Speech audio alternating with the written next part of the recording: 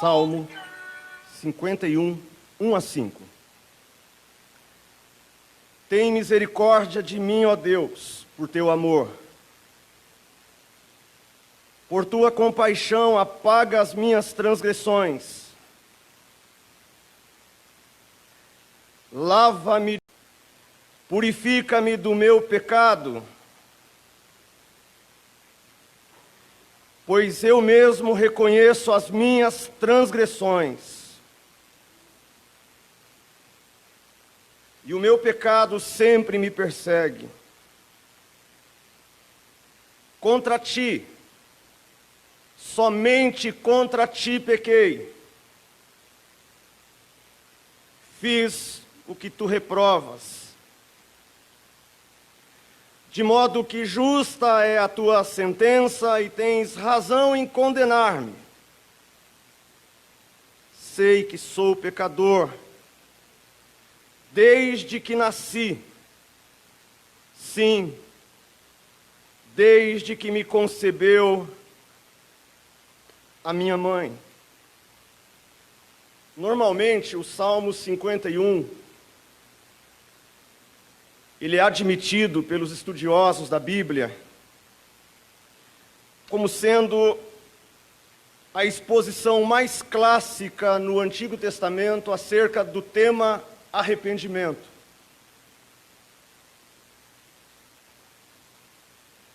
Eu, pessoalmente, acredito que os estudiosos estejam equivocados quando dizem isso, que esta é a maior expressão de arrependimento no Antigo Testamento. Eu acredito que esta é a maior expressão de arrependimento em toda a Bíblia. Não há nenhum outro personagem na Bíblia capaz de se arrepender como este homem chamado Davi. Eu até gostaria de poder pregar no texto do arrependimento de Adão. Mas infelizmente esse texto não existe.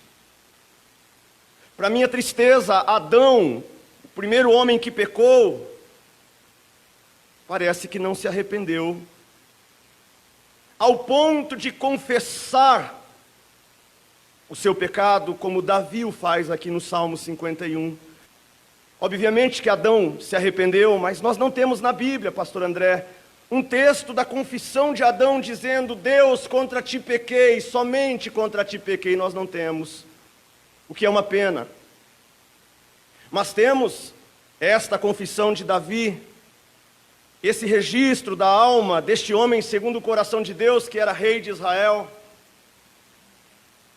deste homem cuja história, que é pano de fundo deste salmo, é uma história super desagradável.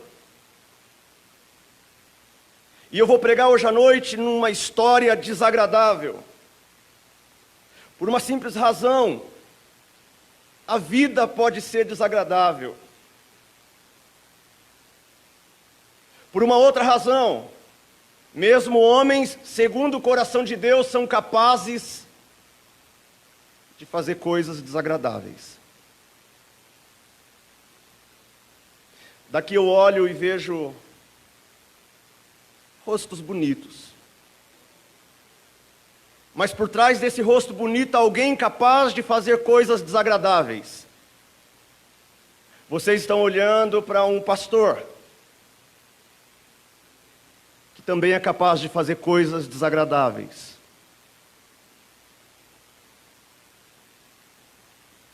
A história de Davi, todos aqui possivelmente conheçam, mas eu sei que aqui também tem novos convertidos. Eu sei porque tem vindo aqui no CTL algumas pessoas que são novas. Então, eu vou contar rapidamente, em poucos minutos, essa história que é o pano de fundo desse texto. Davi, homem segundo o coração de Deus, rei de Israel, num certo dia decidiu não ir para a batalha. Decidiu naquele dia que não ia trabalhar, e ficou na varanda de casa e passou uma mulher.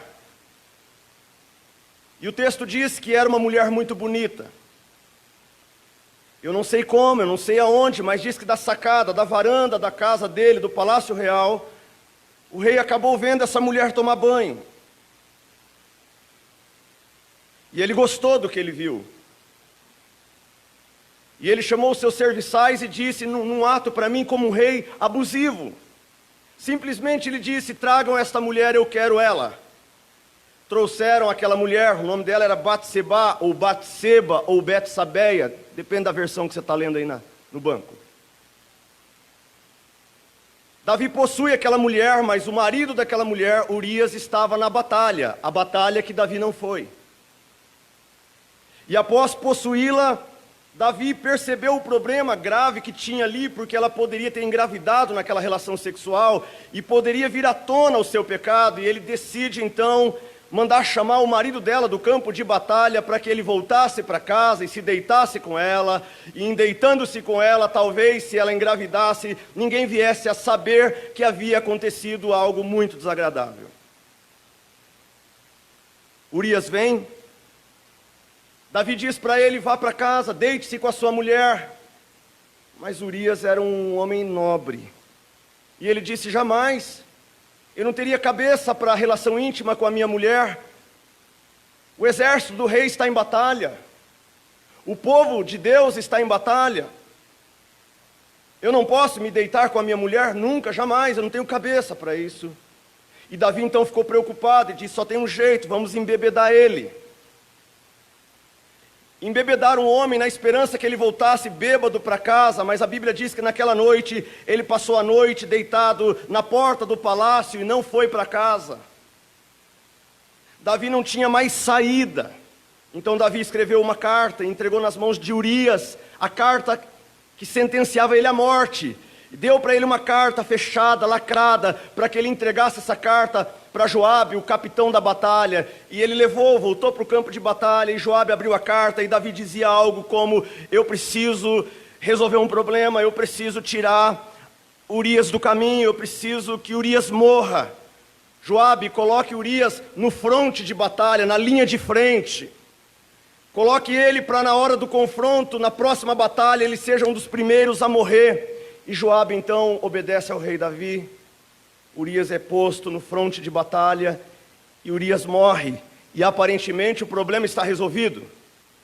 Um adultério, um pecado sexual guardado a 7 chaves, escondido debaixo do tapete, uma imoralidade sexual escondidinha para ninguém descobrir, e aparentemente o coração de Davi está tranquilo, o coração de Davi está em paz. Ele é capaz de cometer um adultério, um assassinato, mas ele é capaz de viver em paz. Ele é capaz de dormir tranquilo. Quase um ano se passa. Silêncio total acerca daquele pecado. No entanto, ele não contava com 2 Samuel, capítulo 11, verso 27, que diz assim, porém, esta coisa que Davi fez pareceu mal aos olhos do Senhor.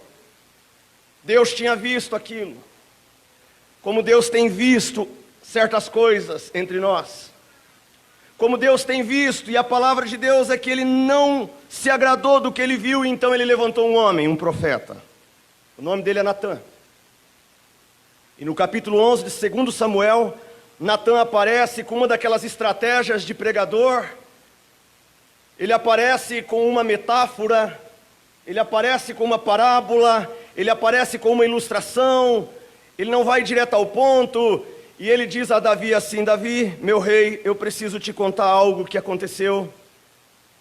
E Davi diz, pois fale. E ele diz, olha, havia um homem rico no seu reino, esse homem rico tinha gado em abundância, esse homem rico tinha ovelhas, cabras, tinha tudo quanto é tipo de animal, em grande quantidade, era um homem muito rico. E havia também no seu reino, ó rei, um homem muito pobre, que tinha apenas uma ovelhinha, ou quem sabe, uma cabra, da qual ele tirava o leite para as crianças dele em casa. E era a única fonte de sustentação da casa dele. E aquele homem rico recebeu uma visita, e decidiu fazer um churrasco.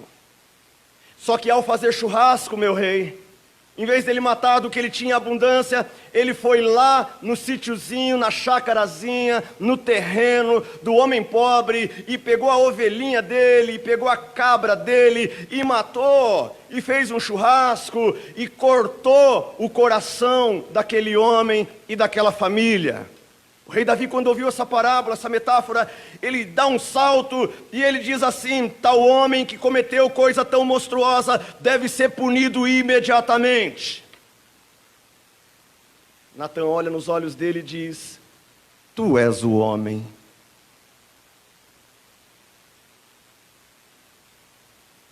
Tu és o homem rico, que tinha muito, mas pegou a do outro. E nesse momento, irmãos, o Espírito de Deus gerou um constrangimento no coração de Davi. E nesse momento a Bíblia diz que ele é tomado por um sentimento de culpa e de horror. E ele rasga as vestes, se cobre de cinzas, veste-se de saco, se quebranta com a boca no pó e escreve o Salmo 51 dizendo: tem misericórdia de mim, ó Deus, por teu amor, por tua grande compaixão, apaga as minhas transgressões e lava-me da minha culpa e purifica-me do meu pecado, pois eu mesmo reconheço as minhas transgressões, o meu pecado está diante de mim, contra ti pequei e fiz o que tu reprovas, de modo que justa é a tua sentença sobre mim, e tu tens razão em condenar-me. Sei que sou um pecador desde que nasci, desde que me concebeu a minha mãe. Ele se rasga nessa confissão. Por isso, esse é o maior texto de arrependimento da Bíblia. Se vocês examinarem, irmãos, a história, vocês vão perceber que os homens de Deus, que passaram por grande conversão na história, todos eles têm na vida deles a doutrina do arrependimento. A Bíblia desconhece salvação sem arrependimento. Por isso a doutrina que trago nesse púlpito hoje à noite é a doutrina do arrependimento, esquecida por nós. A doutrina do arrependimento. Hoje as igrejas pregam: creia no Senhor Jesus. Hoje as pessoas dizem: quem aqui no final da mensagem quer aceitar o Senhor Jesus? Quem aqui quer crer no Senhor Jesus? Essa mensagem está errada. Porque na história da igreja não é isso que foi pregado. Na história da igreja, quando você lê a história de Lutero, de Agostinho, as confissões de Agostinho, quando você lê o autor de O Peregrino, John Bunyan, você vai ver que esses homens foram homens como Davi, que caíram de boca no chão, dizendo: tem misericórdia de mim, ó Deus, por causa da multidão dos meus pecados, apaga minhas iniquidades. Todos os grandes homens de Deus foram homens que primeiro se arrependeram dos seus pecados. Deus tirou você de todos os cantos dessa cidade, do outro lado, e te trouxe aqui para usar-me como Natan e dizer: és tu o homem. Quando você olha João Batista, o primeiro pregador, o que veio preparar o caminho antes do Messias, João Batista dizia o seguinte: arrependei-vos. Não venha ao batistério sem arrependimento. O pessoal começou a correr para o deserto para ser batizado por João Batista. E ele diz: vocês não entenderam que a primeira doutrina de Deus é arrependimento, não é batismo. Que a salvação não está ligada a batismo, está ligada a arrependimento. Arrependei-vos, produzam fruto digno de arrependimento. Depois dele vem o nosso Senhor Jesus. O evangelista Marcos, no capítulo 1, verso 35, diz assim: Jesus pregando, Jesus é que diz em Marcos assim: arrependei-vos e crede. Arrependei-vos, pois o reino de Deus é chegado. Jesus, quando pregava, não dizia: olha, me aceitem como seu Salvador. Ele dizia: arrependei-vos. Depois de Jesus a gente vê o apóstolo Paulo, e Paulo pregava arrependimento. No sermão de Pentecostes, cheio do Espírito Santo, o apóstolo Pedro se levanta, e quando ele começa a pregar, o Espírito Santo começa a furar os corações, e eles se sentiram compungidos, perfurados, agulhados. E no desespero eles falaram: que faremos, irmãos? E agora? E Pedro diz: arrependei-vos e crede no Senhor Jesus. Primeiro se arrependa dos seus pecados, e quando você entrar em total estado de desespero pelos seus pecados, creia no Senhor Jesus. Quando você der de cara com seus pecados, tiver coragem de se olhar no espelho e ver quão sujo, corra para Jesus e creia, porque Ele vai te tornar mais alvo do que a neve, mais branco do que a lã. Nunca foi: venha a Jesus. A mensagem na história da igreja nunca foi: venha a Jesus. Sempre foi: arrependa-se. Quem prega venha a Jesus antes de arrependa-se, não entendeu que o primeiro chamado da Bíblia, o primeiro chamado do Evangelho não é para vir a Jesus, é para se arrepender. Arrependa-se e creia. Hoje as igrejas estão pregando uma salvação sem arrependimento. Estão pregando um céu sem conversão. Estão pregando uma salvação onde as pessoas vivem em imoralidades sexuais escondidinhas debaixo do tapete. 1 ano, 2 anos, 3 anos, como se Deus não tivesse visto. Hoje a mensagem de Deus é essa: arrependei-vos. Talvez alguém diga assim: pastor, qual é a necessidade disso? Será que é necessário mesmo nos arrepender? Será que é necessário mesmo pregarmos a doutrina do arrependimento? Algumas pessoas têm falhado em compreender a verdade acerca do pecado. Quando a gente não entende o verdadeiro significado a respeito do pecado e quão maléfico o pecado é, irmãos, eu estou falando de pecado com P maiúsculo. Quando a gente não entende a doutrina do pecado e você não sabe o mal que de fato é o pecado, você não será capaz de perceber como você é pecador. Quando você não entende a gravidade do pecado, obviamente você não vai entender a necessidade de arrependimento, obviamente que você não vai entender a necessidade de um Salvador. Hoje nós temos uma geração que não quer mais um Salvador. Por que eles não querem um Salvador? Porque não se sentem perdidos. E por que não se sentem perdidos? Porque nós tiramos a doutrina do pecado da igreja. Nós não ensinamos mais como o pecado fere o caráter de Deus. Esta é a santidade de Deus. Quem não entende a doutrina da santidade de Deus, a doutrina do pecado, só entende a doutrina da cristologia, da morte na cruz, mas não entende o porquê aquilo aconteceu, a gravidade que é aquilo, porque aquele problema chamado pecado continua enraizado em todas as vértebras do meu ser. Não há necessidade de um Salvador para aqueles que não se sentem pecadores. Eu, como pregador do Evangelho, tenho dificuldade de pregar que Jesus é Salvador, porque a minha geração não se vê perdida. E ela nunca se verá perdida, porque afinal de contas nós pregamos os seus erros, os seus traumas, nós psicologizamos tudo. Os seus distúrbios, o seu trauma social. Não, querido, o problema da raça humana se chama pecado. E o homem moderno, na verdade, eu colocaria o desafio da Bíblia da seguinte maneira: a vida do homem, seja individual ou coletivamente, simplesmente não pode ser compreendida a parte da doutrina do pecado.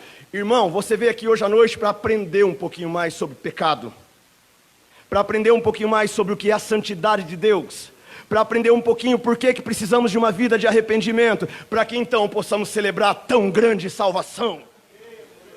quando a gente não olha do que fomos perdoados, do que foi que Deus apagou, qual que é a gravidade, qual que é o problema, a gente não celebra a grande salvação, a gente dá de ombro, dá a impressão que o pecado era uma gripezinha. E o pecado não é uma gripezinha, o pecado é um negócio que pegou no mundo inteiro, virou pandemia mundial e todos foram infectados. Eu olho para as manchetes, para os jornais, e eu tenho percebido que o ser humano continua como o velho ser humano, podre. Quando eu olho para a sociedade, quando eu assisto um filme, quando a gente vê um jogo de futebol, e a agressividade dos jogadores muitas vezes, e a violência no filme, e tantas outras coisas, a gente percebe que tem algo errado no mundo. Tem algo maligno correndo pelas ruas. Enquanto eu prego aqui, tem algo maligno correndo pelas ruas de São Paulo. Enquanto eu prego aqui, o pecado anda de forma poderosa pelo mundo. Tem algo errado. Por que que o mundo está como o mundo está? Por causa do pecado. O grande problema do mundo se chama pecado. O que o Salmo vai dizer aqui é que nós temos que ter a capacidade de reconhecer o pecado. Nós temos que ter a capacidade de se olhar no espelho e ver quando é pecado, meu chapa.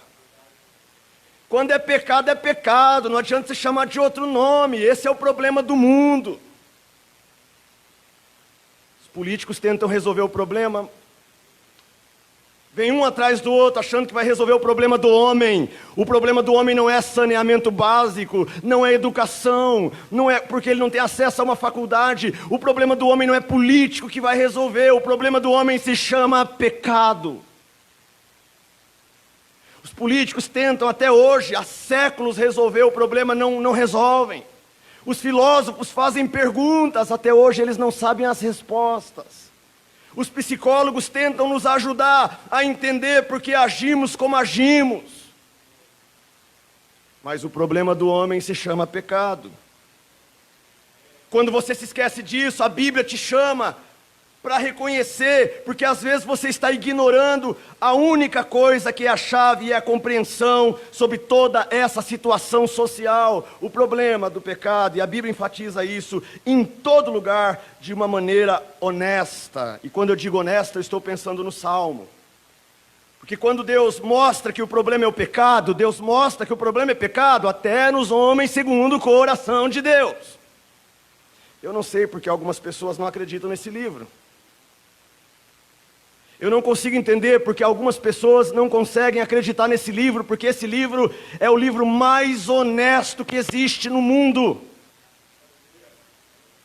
Deus, nesse livro, chama o homem para uma conversa e diz: o problema do homem é o pecado, e pode ser servo meu, pode ser homem segundo o meu coração, eu não jogo para debaixo do tapete pecado de servo meu, eu, Deus, sou santo.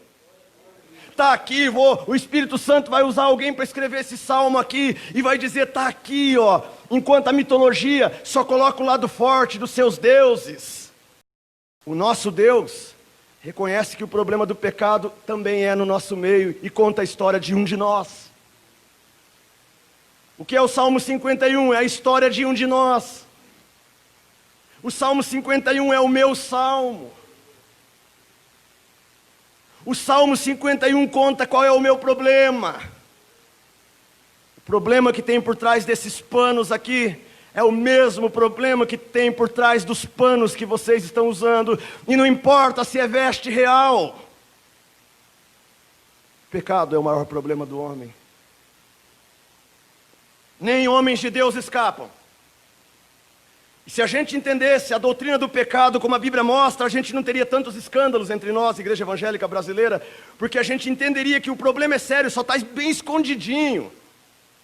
Arrependimento é o começo da mudança. E o argumento da Bíblia, mais uma vez, é que esse livro é um evangelho para pecadores que nem eu. Louvado seja Deus! A Bíblia diz que Deus se relaciona com pecadores que nem eu. A Bíblia diz que Jesus era amigo de pecadores, aleluia. Jesus gosta de gente lascada que nem eu, que nem você.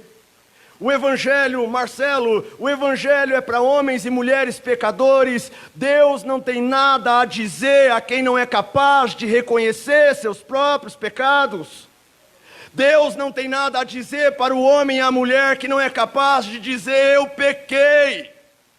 O Evangelho é para pecadores que nem eu. Eu repito, louvado seja Deus. É para gente que nem eu. Você que acha que não tem pecado, você está num estágio muito avançado. Louvado seja Deus pela sua vida. Isso aqui é para gente estourada que nem eu. Deus não tem nada a tratar com aqueles que dizem: não é comigo. Se não é com você, não é com você. Há um sentido em que Deus não fala nessa noite. Deus não fala nessa noite com você, que é incapaz de reconhecer seus erros. Você sairá vazio hoje à noite. Você voltará para casa dizendo: essa mensagem não é para mim. Você voltará para casa questionando tudo que você está ouvindo.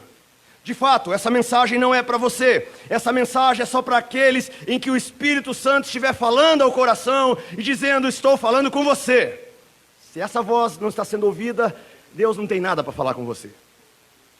Se você não reconhecer que todo o tempo em que estiver nessa vida, neste mundo, haverá esse poder infernal dentro de você e dentro de mim. Se você não entender que durante todo o tempo que viver neste mundo, você vai lidar com o poder do pecado, você nunca terá uma vida de arrependimento. Só terá uma vida de arrependimento aquele e aquela que é capaz de discernir e ver que nós somos capazes de coisas horrorosas. E é por isso que o Salmo 51,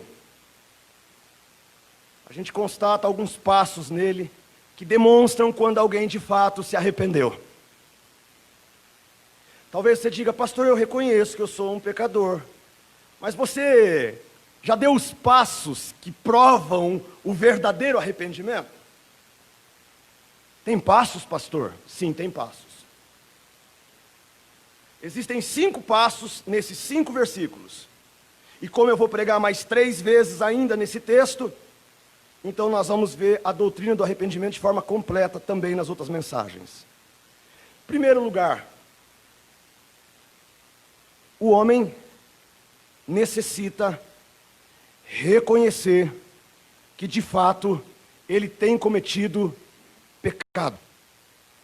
A doutrina do arrependimento, ela tem 5 passos. No primeiro passo, o homem precisa reconhecer de fato que ele tem cometido pecado. Salmo 51, verso 3: pois eu mesmo reconheço as minhas transgressões, e o meu pecado está sempre diante de mim.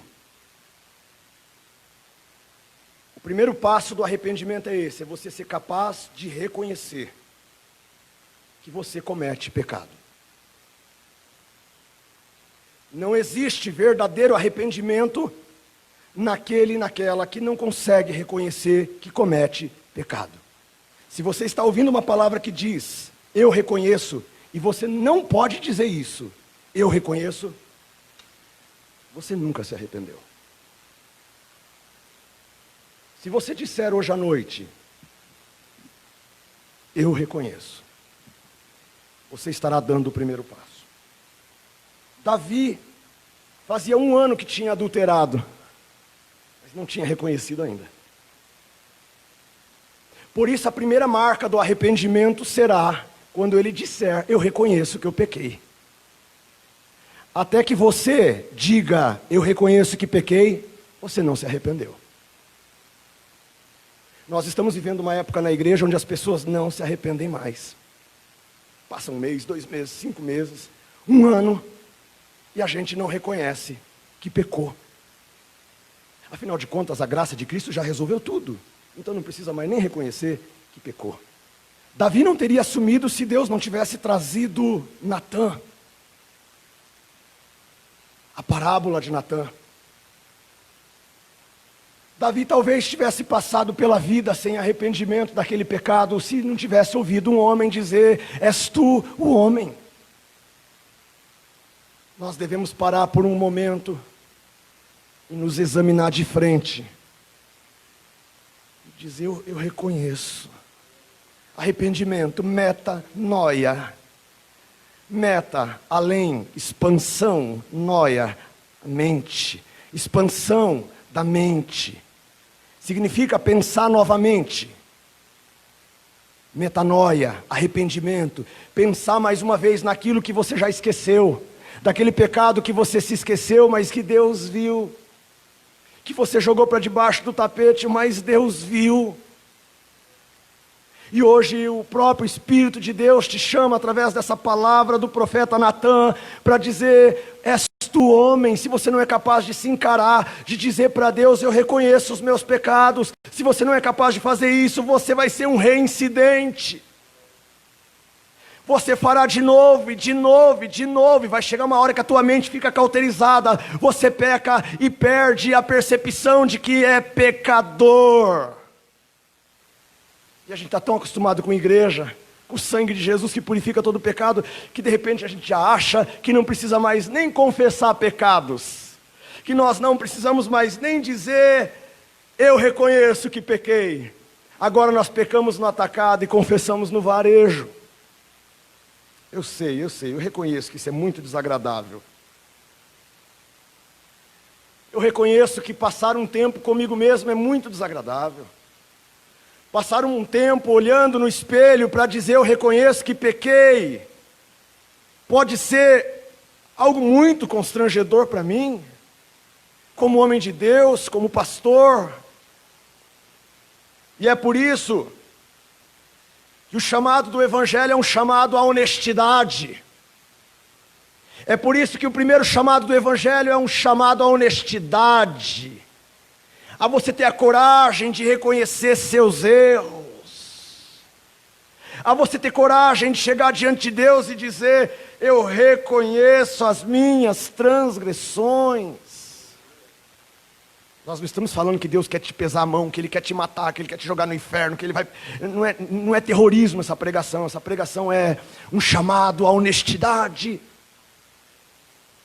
Porque a nossa geração não tem mais essa honestidade. Eles dizem: está tudo bem, está tudo certo, está tudo resolvido com Deus, a graça já cobriu tudo, está tudo resolvido. Deus chama você à honestidade. Olhe-se, examine-se, pois o homem a si mesmo. É mandamento bíblico. Se examine, coloque o espelho diante de si, olhe e diga para Deus: Deus, eu reconheço.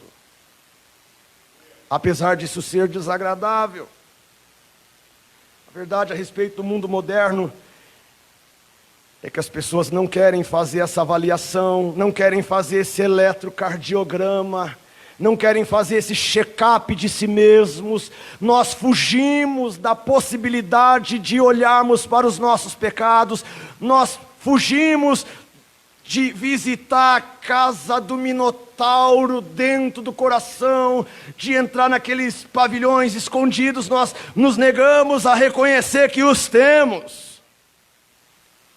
E o mundo moderno, viu, pastores, vocês estão me ouvindo aqui, o mundo moderno está fazendo de tudo para que nós não tenhamos este exame.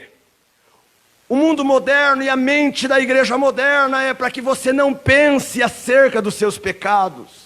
O mundo moderno leva a igreja a fazer o culto de entretenimento, porque pode ser pesado falar de pecado. O mundo moderno faz você ir para o shopping center, assistir um filme no cinema, e de lá você não se confronte. Vá comer alguma coisa no McDonald's, ou no Habib's, ou sei lá aonde, no Burger King, ou não sei aonde. Depois do culto, não reflita no que você está ouvindo. Vá comer uma pizza, não pense, não vá para casa pensativo. Amanhã, assista a Tela Quente. Depois da manhã, vá num passeio, vá andar de sei lá do que, de carro, de moto, vá passear, vá se divertir, liga o Netflix, assista todas as séries, mas só não se examine. O mundo ocupa a nossa mente, o nosso tempo, Tudo para que a vida passe sem que eu tenha a honestidade de me olhar. Fazer uma confissão como essa desse homem. Capaz de dizer, reconheço. Reconheço que eu sou assim um cara torto. Eu declaro em nome de Jesus, lute pela tua alma. Você sabe que Deus está falando com você. Lute pela tua alma, em nome de Jesus. Ouça esse clamor de um pastor. Ouça esse clamor, lute pela tua alma. Não deixe os filmes, o entretenimento, o shopping, o cinema, não deixe isso roubar de você a reflexão acerca de quem você é. Não entre na euforia dos cultos, dos carrinhos, dos trenzinhos espirituais, Não entra na onda, reflita sobre a sua vida. Tenha coragem, você que veio hoje à noite aqui pela primeira vez, de se olhar, se ver, se reconhecer e ser capaz de perceber quem de fato você é. Tudo começa aqui. Essa série vai terminar com glórias a Deus. Mas tudo começa com alguém que bate no peito e diz assim: tem misericórdia de mim, pecador. E aqueles que vieram ao culto como fariseu, eu oro, eu jejuo 3 vezes por semana, eu sou dizimista fiel, está tudo resolvido na graça, está tudo resolvido na cruz, não há nenhum problema comigo, você não voltará justificado. Se você bater no peito hoje à noite e falar: tem misericórdia de mim, pecador, os olhos de Deus estão em você nessa noite. Segundo lugar, o segundo passo que nós percebemos aqui no texto é que precisa haver um reconhecimento exato da natureza do pecado. Não é só reconhecer que você peca. Em segundo lugar, a pessoa, para ter um verdadeiro arrependimento, precisa reconhecer a natureza do pecado, o caráter do pecado. E o texto nos mostra 3 palavrinhas que nos ensinam sobre isso. Quais são as palavras? O versículo de número 1 e 2, o final do versículo 1 ele diz: apaga as minhas transgressões. O versículo 2 ele diz: lava-me da minha iniquidade. A NVI desculpa, tá? A NVI desculpa. Eu estou lendo iniquidade porque muitas versões dizem iniquidade. Mas a NVI traduz culpa. Parece que não pode falar de culpa ultimamente. Purifica-me do meu pecado. Culpa, pecado, transgressão. 3 palavrinhas. Transgressão, iniquidade e pecado. Senhor, eu pequei. Sim, você pecou do quê, meu filho? Senhor, foi transgressão. Senhor, eu pequei por iniquidade. Senhor, eu cometi pecado. Existe culpa em mim, Senhor.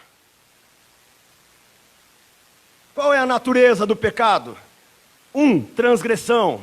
2, iniquidade. 3, pecado. E pastor, o que são essas palavras? Eu vou te explicar. O que é, ou o que significa transgressão? Irmãos, transgressão é uma palavra do hebraico. A palavra do hebraico aqui nesse texto é rebelião. O que é o pecado? Calma, o que é pecado vai ser a terceira palavra. Agora é a primeira palavra, transgressão. Apaga a minha transgressão. O que é transgressão? É rebelião.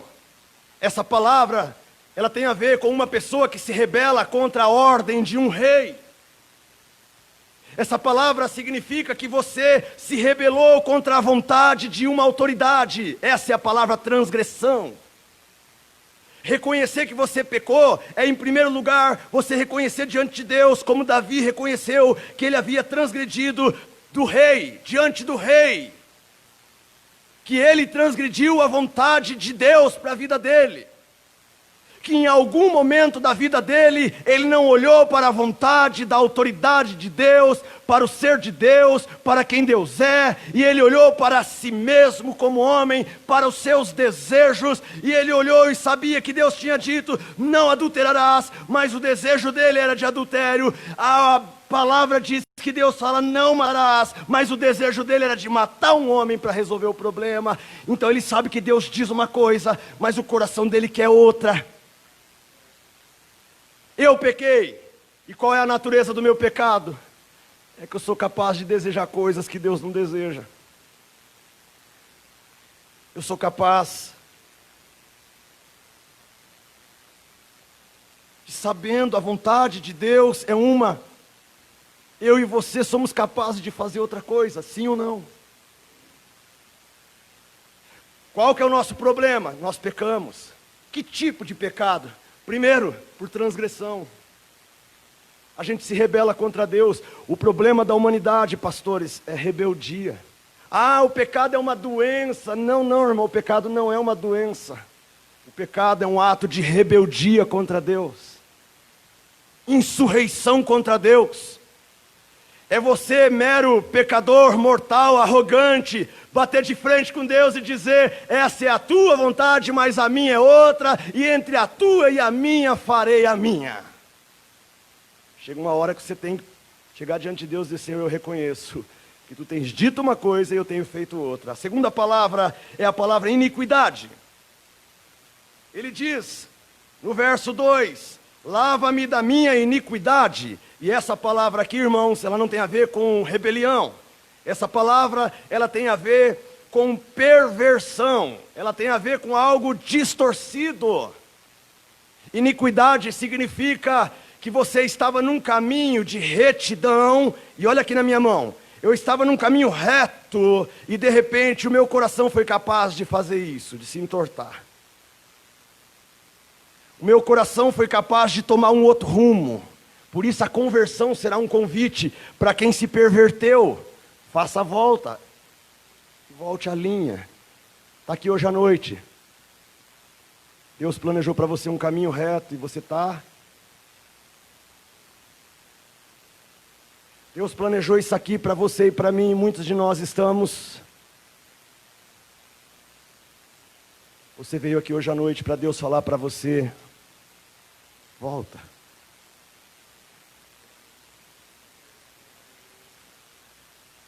Volta, filho. Tem chamado na sua vida. Volta. Deus quer fazer algo na sua vida, mas você volta. Deus quer usar muitos aqui que estão aqui hoje à noite, mas você está assim, filho, ó, você está torto. E o Espírito Santo está dizendo para você: volta. Volta. Volta porque Deus tem planos, você está com outro agora. Volta porque o caminho de Deus não é o seu caminho, o plano de Deus não é o seu plano. Deus pensa de um jeito diferente de você. Volte. Pequei contra ti, Senhor, e o meu pecado é que eu tenho obedecido à minha vontade, aos meus desejos, aos meus impulsos. Me rebelei contra ti e confesso que me perverti. Terceiro, qual é a terceira palavra? Pecado. Ele diz, no final do verso 2, ele diz: lava-me da minha iniquidade, purifica-me do meu pecado. Pastor, o que é transgressão? É rebelião contra a autoridade. Pastor, o que é iniquidade? É perversão, é você sair do caminho de retidão. Pastor, o que é pecado? É errar o alvo. Agora a palavra é outra.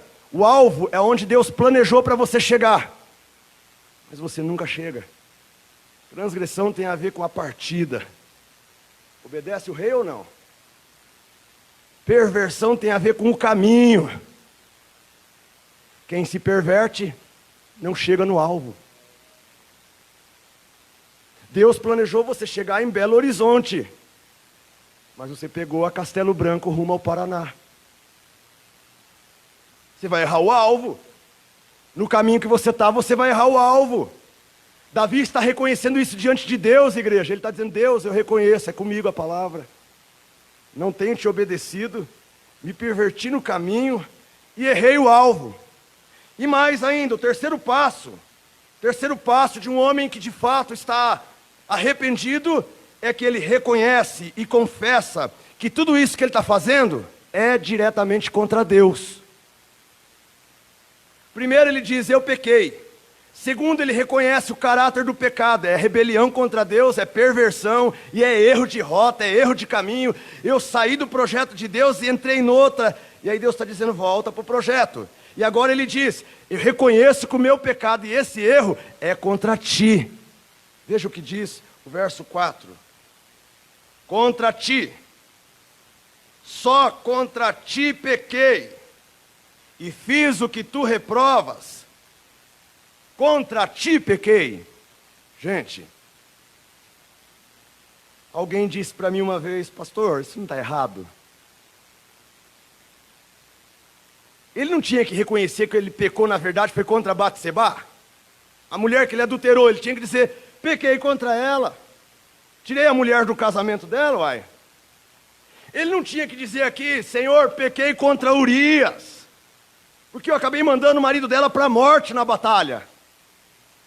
Alguém diz assim: pastor, esse texto está errado. Ele não teria que dizer: pequei contra o exército, porque ele era o general e não foi para a batalha naquele dia.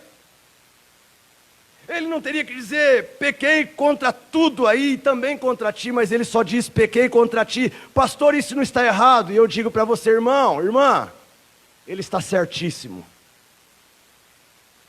Não tem nada errado no texto. Ele está certíssimo. Por quê?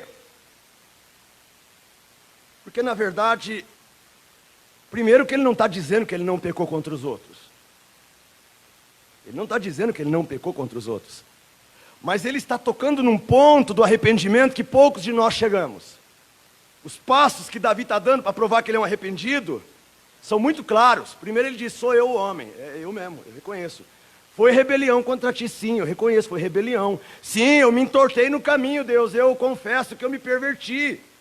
Sim, eu não estou acertando o alvo, Senhor. E eu sei que esse pecado é contra ti somente. Irmãos, aqui, nessa parte, eu queria que você entendesse. É uma diferença sobre remorso e arrependimento. Davi, enfim, consegue entender que todo pecado é contra Deus, é sempre contra Deus. Todo e qualquer pecado é diretamente, exclusivamente contra Deus. Olha para mim em nome de Jesus. Estou falando da sua alma. Todo pecado que você comete é contra Deus, ainda que seja contra uma pessoa, é contra Deus. Aprenda essa lição hoje à noite, que talvez nunca mais você ouça alguém pregar isso. Remorso é quando você até reconhece que fez algo errado, mas no remorso você tem a preocupação que vem à tona. No remorso você tem a preocupação que alguém descubra. No remorso você tem medo das consequências, e só isso. No arrependimento, e o arrependimento verdadeiro é quando você é capaz de olhar para Deus e dizer: foi contra ti que eu pequei, eu te ofendi com o meu pecado. Por isso que a Bíblia diz que 2 Coríntios 7, verso 9 diz: a tristeza segundo Deus produz arrependimento que leva à salvação, e não remorso. Mas a tristeza segundo o mundo produz morte. Por que a tristeza segundo o mundo produz morte? Porque a tristeza segundo o mundo é só remorso. Eles não estão preocupados que estão ofendendo Deus. A tristeza segundo o mundo, irmão Márcio, eles não estão preocupados que estão ofendendo Deus. A tristeza segundo o mundo é aquela tristeza de crente quando peca e só está preocupado que a igreja descubra. Isso é tristeza carnal, humana, diabólica. Porque a tristeza segundo Deus é aquela que você reconhece que o seu pecado é uma afronta direta à santidade de Deus. Por isso eu tenho um problema com irmãos que não conseguem enxergar que o pecado é um problema sério à santidade de Deus.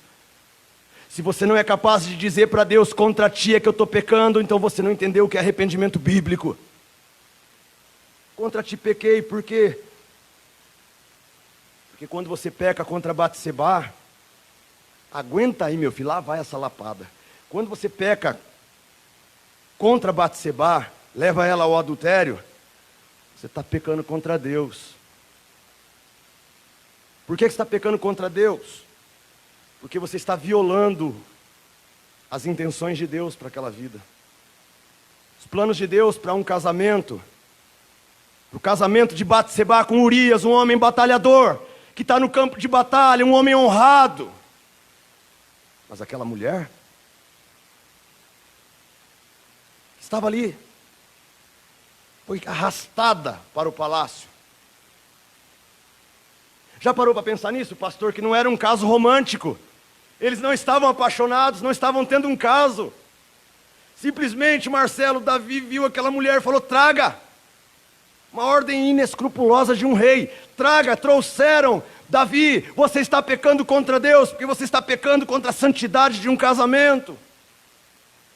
Quando um homem abusa de uma criança, pecado de pedofilia, o pecado dele não é contra a criança, o pecado dele é contra Deus. Porque a dignidade que Deus colocou na vida de uma criança, esse homem está violando. Aguenta firme aí. Deus tem um propósito na vida de um pastor. Pastor André aqui, pegar. Deus tem um propósito com a vida dele. Quando eu destruo ele, estou pecando contra Deus. Quem consegue entender o que eu estou falando? Por que estou pecando contra Deus? Porque Deus tem um projeto na vida dele e eu estou destruindo ele. Por isso tome cuidado quando você se levanta contra pastores. Cuidado com a tua boca. Porque se você estiver derrubando o ministério de um pastor, meu irmão, você está pecando contra Deus, o Deus que chamou esse pastor. O Deus que colocou essa pessoa no ministério. Cuidado. Quando você maltratar o seu marido. Porque quando você maltratar o seu marido, o seu pecado é contra Deus. Cuidado quando você ofender a dignidade da sua esposa. Porque o pecado contra ela é pecado contra Deus. Deus tem um plano na vida dela. Deus quer levar ela para a eternidade, para a salvação. E estou eu lá diabolicamente destruindo a vida daquela mulher. Davi estava correto. Davi fez o caminho certo. Senhor, eu reconheço, sou eu. Eu pequei. Eu reconheço, é rebelião. Eu reconheço, eu me perverti. Eu reconheço, eu errei o alvo. E eu reconheço que eu destruí vidas e esse pecado foi contra ti. Isso serve para você, serve para mim, serve para todos. Que sirva de uma exortação pastoral. Cuidado.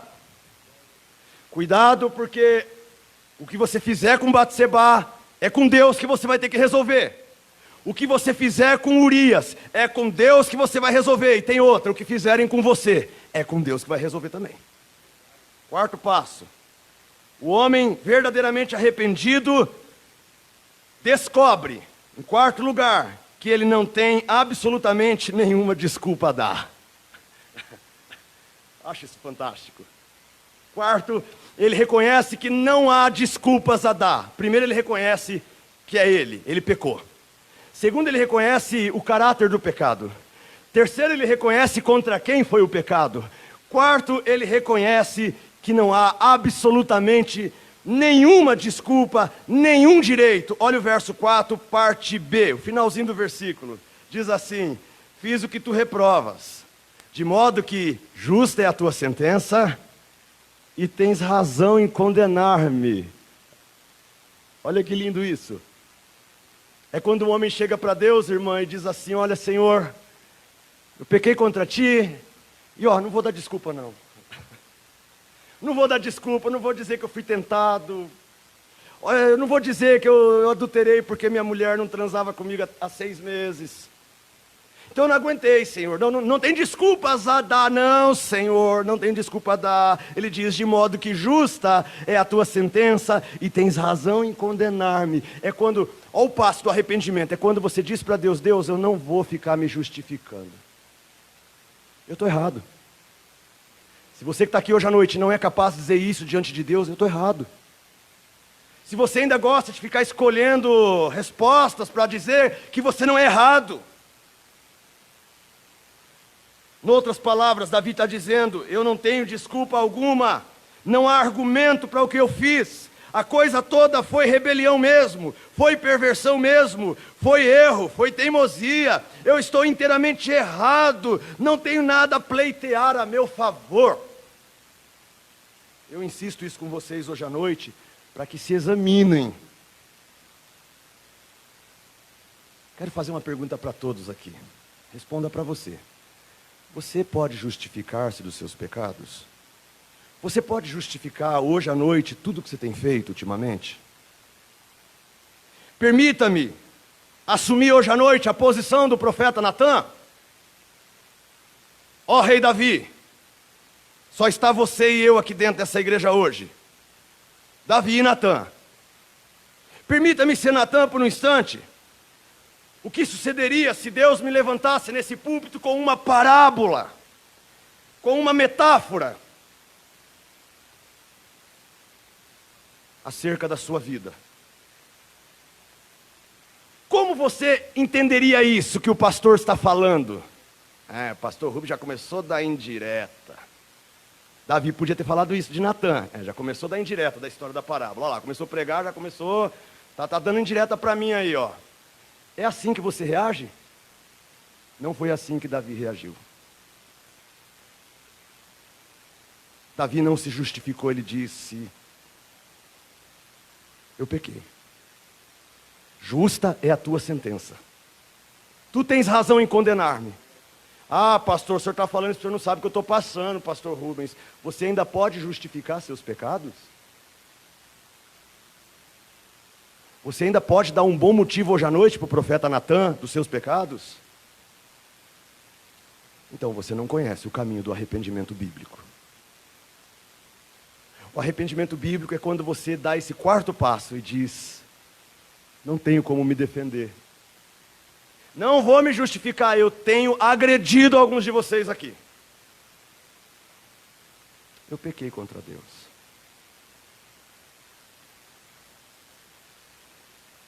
Na maneira como eu falei com alguns de vocês aqui. Não tem desculpa, eu pequei contra Deus. Eu sei que foi contra Deus. E não me desculpe. Você consegue fazer esse tipo de conversa? Diante de Deus hoje à noite, eu estou amando esse silêncio. Obrigado, Senhor. Estou amando. Porque isso significa que você está pensando. Enquanto você estiver na posição de tentar se justificar, você nunca terá se arrependido. Davi diz: não tenho nenhuma desculpa a dar. Vejo isso claramente. Tenho sido capaz de coisas horrorosas. Em último lugar, para encerrar essa mensagem, o quinto passo para o verdadeiro arrependimento é que o homem percebe, reconhece que na sua natureza, é essencialmente má. Esse é o último passo da mensagem de hoje. É quando o homem reconhece que a sua natureza é essencialmente má. O verso 5, ele reconhece isso, ele diz: sei que sou pecador desde que nasci. Desde que me concebeu minha mãe, meu problema é que eu já vim torto neste mundo. Olha os 5 passos. Ele reconhece que pecou? Pois eu reconheço as minhas transgressões. Ele reconhece a natureza do seu pecado? Ele diz: transgressões, iniquidades e pecado. Ele reconhece que o pecado dele foi contra Deus, pois ele diz: contra ti, só contra ti pequei. Ele reconhece que ele não tem nada a dizer a seu favor. Ele diz: de modo que justa é a tua sentença, se quiseres me condenar, eu estarei condenado, porque eu não tenho como me defender. E último, ele reconhece que a natureza dele é o grande problema. Não é que ele pecou. O problema dele não é que ele pecou, o problema dele é que ele já nasceu pecador. Eu não sou pecador porque eu peco. Eu não sou pecador porque eu peco. Eu peco é porque eu sou pecador. Eu peco é porque eu nasci sob o pecado. Está ali a pastora, né? Ah, que bonitinha, pastorinha. Tá. Mas nasceu pecadora, minha filha. Tem um potencial. Tu é uma bomba atômica de pecado. Se tu estourar, eu não quero nem estar por perto.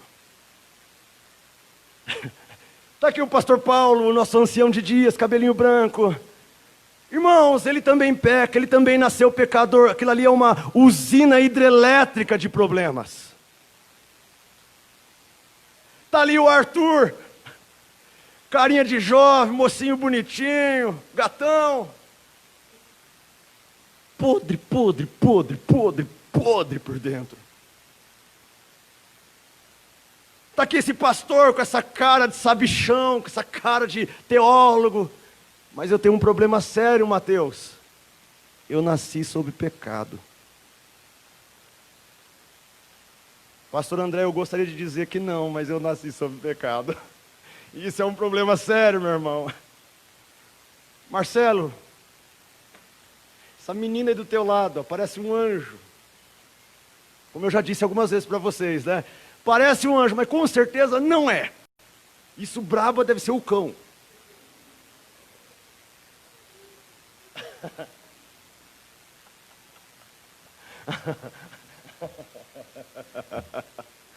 Ó, o Renato ali, ele tá rindo atrás da máscara. Pensa que eu não sei? É visão raio laser aqui, ó. Renato tá abraçado com uma bomba atômica, meu filho. Aí do teu lado, mas tem uma encrenca da grande, te prepara quando casar. Sabe por quê? Porque ela nasceu sob pecado. Quem aqui nasceu sob pecado? Levanta a mão para mim ver se é só eu aqui. Vocês conseguem entender, irmãos, o porquê que nós temos que ter uma vida de arrependimento diante de Deus? É disso que eu vim falar para você. Talvez você diga, pastor, eu reconheço que eu sou pecador, mas pastor, eu não adulterei que nem Davi. Pastor, eu nunca matei ninguém. Glória a Deus, Márcio, que a gente nunca matou ninguém. Mas e o que dizer do ciúme? Essa perversão do amor. Dizer dessa possessividade do seu cônjuge, senão uma perversão. O que dizer de quando a gente fala de alguém no corredor da igreja? Você nunca matou ninguém, irmão, mas quando você está falando de alguém, você está pecando contra Deus, e a gente faz essas coisas. É o que Paulo está dizendo em Romanos 7, pois eu sei que em mim, isto é, na minha carne, não habita bem algum. Miserável homem que sou. É disso que eu estou falando, gente, de reconhecer isso. De quando você vê a santidade de Deus como Ele é, como Isaías viu no capítulo 6 de Isaías, você dizia assim, ai de mim, porque eu sou um homem impuro, de lábios impuros. Miserável homem que sou. Tem uma galerinha aí na igreja que não é capaz de fazer essas afirmações desses grandes homens de Deus. E isso tem me preocupado como pastor, porque a gente deixou o caminho do arrependimento. Aí talvez alguém diga, pastor, mas arrependimento é só para o pessoal que não é convertido. Convertido não precisa disso daí, porque a graça já resolveu tudo isso, não é verdade, pastor? Pois é, irmão. Uns têm que se arrepender para ser salvos. Outros precisam se arrepender porque são salvos. Consegue entender a diferença? Alguns têm que se arrepender para serem salvos, arrepender e crer. Outros precisam se arrepender já porque são crentes. Ah, mas está tudo resolvido com Deus. Calma lá, meu filho. Igreja de Éfeso. Da carta aos Efésios. Um dia Jesus mandou um pastor lá para dizer isso aqui para eles. Para a igreja, arrependa-se. Pratique as obras que praticava no princípio. Se não se arrepender, eu, Jesus, virei a você. Mas não está tudo resolvido com a graça? Não está tudo bem lá no céu já? Não é salvação garantida?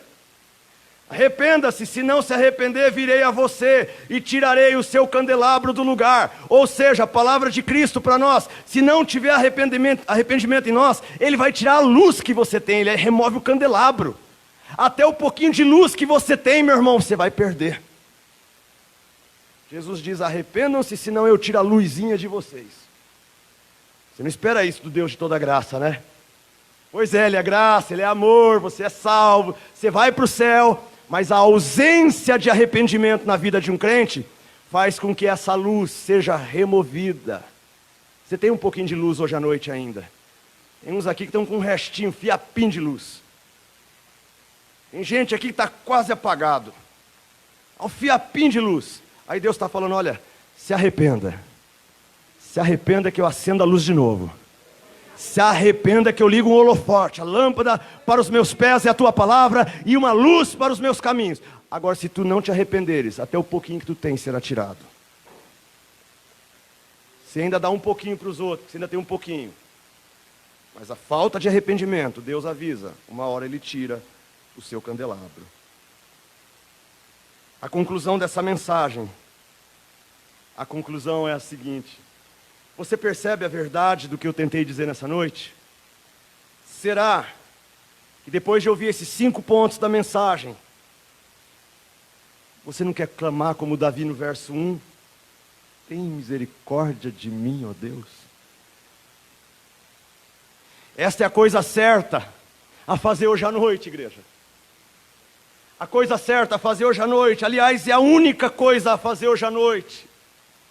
Se você não se vê como alguém que tem pecado, então eu te imploro, Corra para Deus. Lance-se na misericórdia de Deus hoje à noite. Você não vai fazer isso em vão. Você vai descobrir que Ele fez total provisão para você hoje à noite. Você vai descobrir que Ele enviou o Filho dEle, o seu Filho amado, a este mundo justamente por você e por mim, que reconhecemos pecado, que reconhecemos o caráter do pecado, que reconhecemos contra quem temos pecado, que reconhecemos que não há defesa do nosso pecado e que reconhecemos que somos tortos pelo pecado. Ele preparou hoje à noite um caminho de paz, um caminho de bênção, um caminho de vida. Por isso eu posso dizer hoje à noite, como salmista: tem misericórdia de mim, ó Deus, tem misericórdia do meu ministério pastoral, tem misericórdia do ministério de pregação, tem misericórdia da minha casa, do meu casamento, da minha família, tem misericórdia de mim nessa noite, ó Deus, porque contra Ti eu tenho pecado. Hoje à noite Deus diz: se você fizer esses 5 passos, Ele diz, se você vier a Ele com essa postura, de maneira nenhuma Ele te lançará fora. Ele diz, se você vier a Ele com essa postura, Ele resiste o soberbo, mas Ele dá graça ao humilde. A esperança de salvação está na cruz do Rei Jesus, por sua graça.